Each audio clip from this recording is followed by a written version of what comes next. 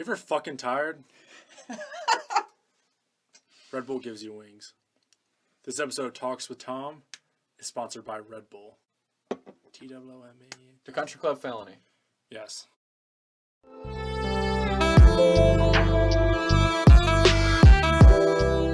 A rap sheet's longer than my dick. So Jared and I, this was senior year, and it was towards the end of senior year, wasn't it? Yeah. Was it? No, it was the summer before. Summer before senior year. Shit. We were known for our high school antics, for sure. No. No, don't recall. Our buddy Griffin is talking to... Let's call her Kate. Yeah, that's a good name. A lot of Kates out there. So our buddy Griffin's talking to this chick named Kate, and she was hot. She was hot. She was. Would we call her out of his league, or were we just not? Nah, Griffin could pull off his looks, not so much his game at this point. That's a true statement. None of us had ever had a girlfriend. None of us had really ever talked to a chick before, and we were rather naive in high school. Like it was all about the bros, and if you did something to offend or mess with any of our friends, we took it personally. It was a serious problem. You met with the council. Yeah. That's a nice way of saying it. Griffin and Kate start talking probably 2 or 3 weeks before this incident. Griffin's totally invested. They went to that park. That was funny. They went to a park. Boom Cliffs. Yes! That's what it was. Yes! They went on the park date. They went... He visited... another park date. He visited her at the pool. Yes. And then... Reconnaissance. Yes. And then I actually hung out with her and her friend and Griffin. We went to Pig Fest up there at Walton, the little festival. Wasn't there? Were they even dating? No. She was fucking around with other dudes while she was talking to him. Long story short. And none of us had ever really been in Of course, Griffin was in love. Right. And none of us had ever been in a serious relationship before, so it was like, this is a problem. We took it personally. And, of course we did. Yeah, obviously. I should not be drinking this. That's your second one. What time is it? Like 9:30. 9 o'clock. Jared's pulling an all-nighter. Griffin finds out about this. He's upset. Jared and I, at the time, being the vandals that we were like, well, this is an opportunity for us to go do something destructive. Golden opportunity. Yeah, typical high school boy stuff. So we're like, hey, man, I'm sure you're pretty devastated about this. You know, gave her a lot of your time and energy. But we know where she works, so we can go down to the country club. Fuck up her Monday. We can go fuck up her day. Me, Jared, our buddy Monty, and Griffin. And this was probably 2 or 3 in the morning. Like, we made sure my parents were asleep because we knew what we were doing. It's late at night. We drive over. There's a neighborhood right across the street, so the 4 of us park there. And this is how we're getting even with the chick for cheating on Griffin. Breaking the young boy's heart. Yeah. Broke one of our best friend's hearts. We were just there. We were really just there for moral support. No. Until we got inside. We were there for fun. Yeah. And as soon as we hopped the fence, it was game on. We ran straight for the pool. It was also, we got to preface it, like, there's an entry fence, which is like, it's like wood. Yeah. Their gate is like... what do you call that kind of fence? Like a cattle gate. That's literally what it is. Yeah. So you hop that, but it's on a golf course. We probably had to run about a couple hundred yards just to get to the pool. Probably had to run holes 1 through 4 to get to the pool. So yeah. So we're using him as more of a pawn. Yeah, I was gonna say, like, did we really care that she didn't do anything with Griffin? No. We definitely pushed the limits of excusing our actions. Yeah, I mean, we felt like it was relevant. This is an opportunity for us to have some fun and for Griffin to feel better. Yeah. We didn't think it was going to cut as deep as it did. So, it started with, like, a couple pool chairs. And then we realized, well, there's, like, 30 or 40 pool chairs. So we just started hucking them. Yeah, there's definitely more. We probably threw, what, like 20, 30 chairs in this pool? Roughly. I'd say 15, 20. Okay, yeah. 15? It was really nothing obnoxious. A dozen? Just a fair amount. Enough to be a pain in the ass the next day. We weren't trying to go over the top. They probably floated anyways. Yeah, I know. Well, not everything floated. Mm-hmm. And then Jared and I got a little excited and saw these large metal tables. Wrought iron tables. And drag him to the edge of the pool, and Griffin's trying to tell us, oh, don't do that, but he's laughing the entire time. Hesitantly. Yeah, and he's laughing the whole time. He's telling us not to. So we chucked these 2 tables in the deep end of the pool, laughing our asses off. Well, I'll put that on me. I got excited. I saw the metal table. I went to grab it. I was like, this is heavier than I thought. And, you were like, I can help you. We chuck them in. Did we throw both or just the one? I think it was just, I don't know. I think I got one, then you got the other. Okay. It was a project. They were heavy. We're just incriminating And we dropped ourselves. them. You know what? Incriminate what? This is all. We've been acquitted. Yes, we've been acquitted. Yeah. The glove doesn't fit, you must acquit.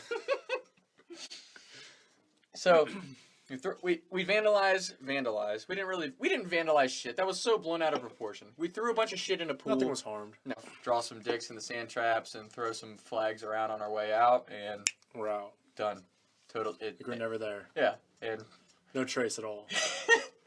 and Jared and I got our enjoyment out of it. Monty tagged along, and Griffin felt better, so we were rolling. It's a win-win. Yeah.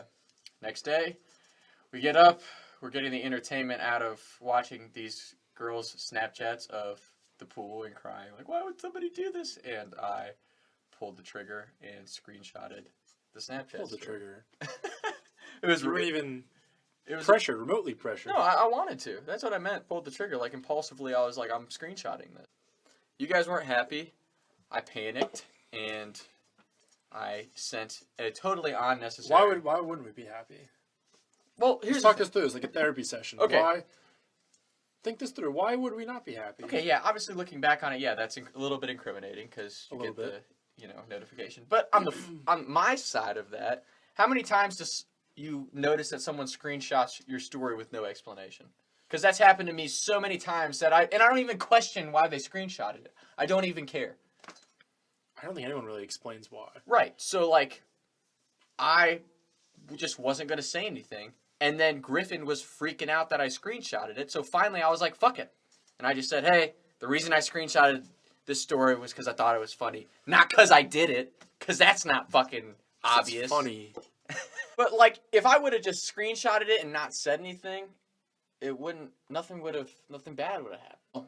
It was a much bigger deal than that because what we did not know what was going on is at this country club, people were far outdoing us. We didn't know that the country club that we did it to had been having issues with kids actually going in and like stealing. Put us to shame. Like Well, golf carts in the lake. Yeah, there was a lot of there was a shit that way heavier than what we Breaking did. shit. Yeah, like breaking into the actual building, stealing shit, driving golf carts in the lakes, like he said, like real heavy fucking vandalism.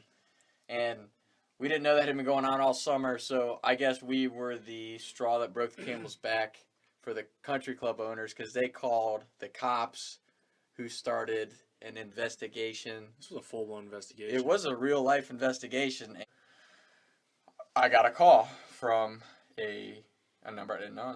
I answer, hey, Thomas, this is Officer so-and-so from the Kentucky State Police.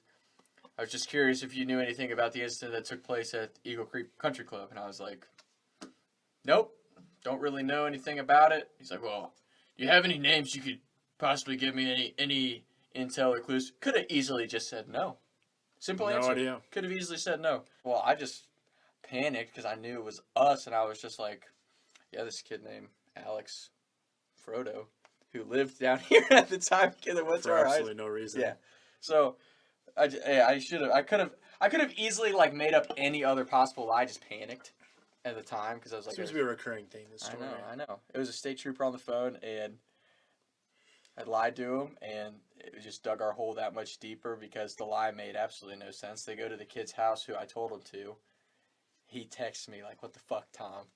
And then I was like, sorry, man. I panicked. I've never been caught before. And then it's a miracle based off this story. Yeah.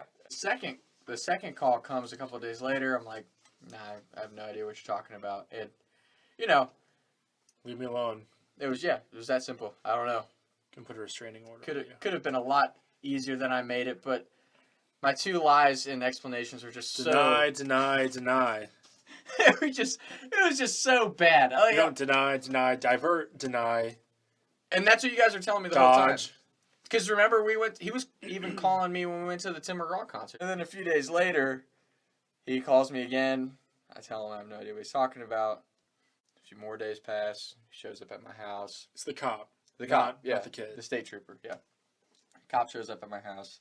My dad's freaking out. Finally, I just tell him what happened after the cop leaves. Just told him. Yeah. And then they told us, well, you got to call the cops. So my mom and dad make me call the cop back. I tell him what happens. He makes me tell everyone involved.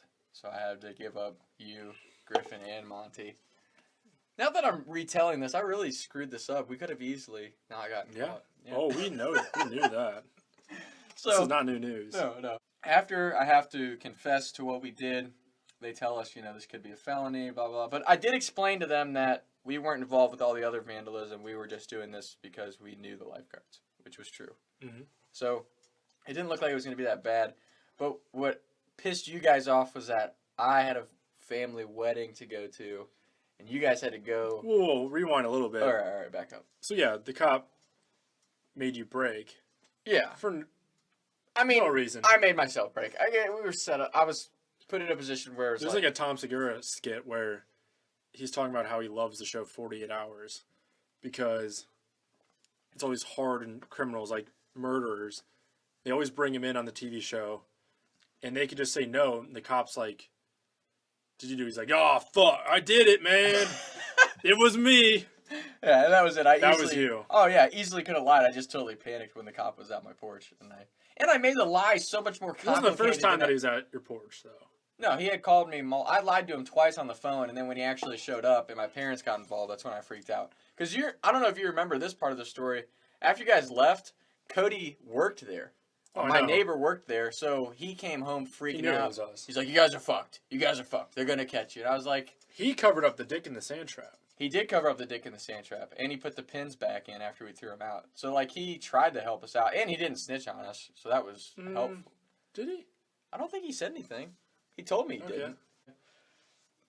Yeah, I butchered the cover-up on our end, and then I wasn't there for the actual, going and explaining ourselves to the owners of the country club.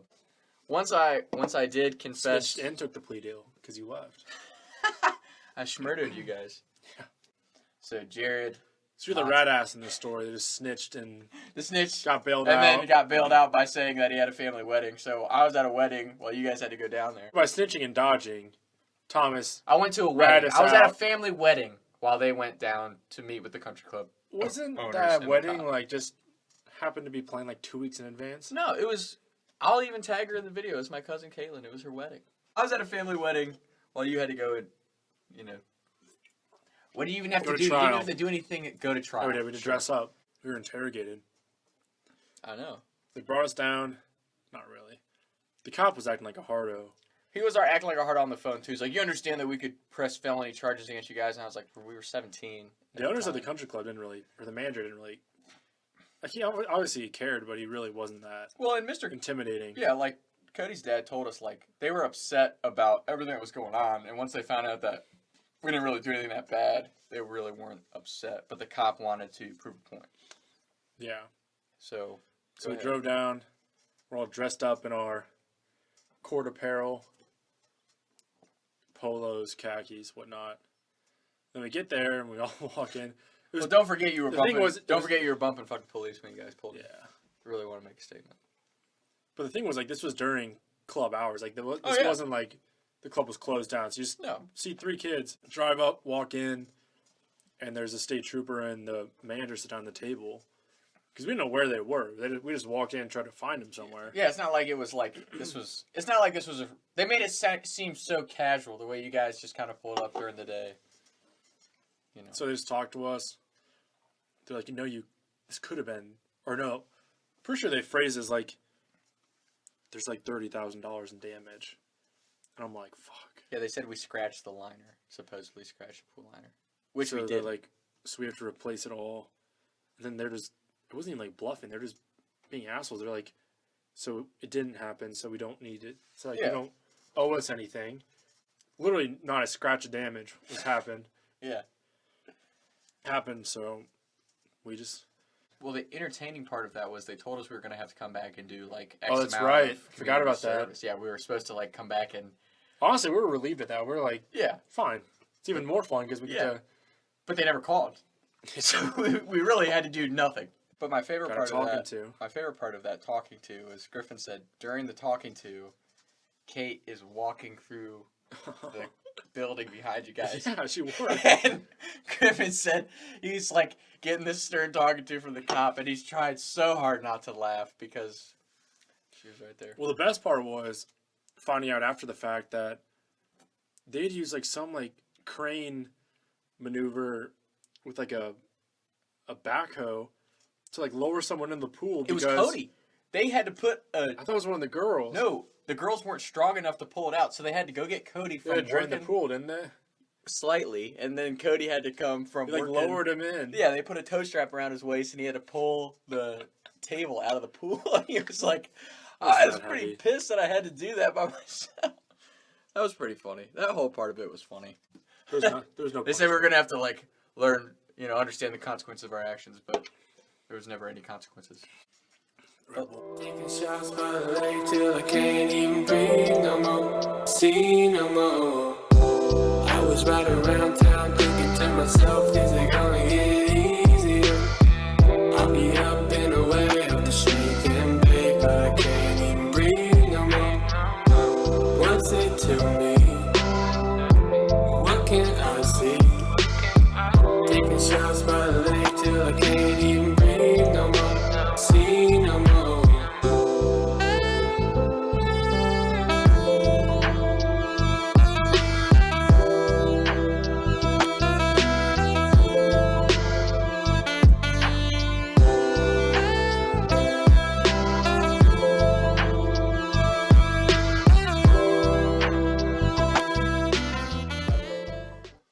As always, Red Bull gives you wings. The time we went to Eagle Creek.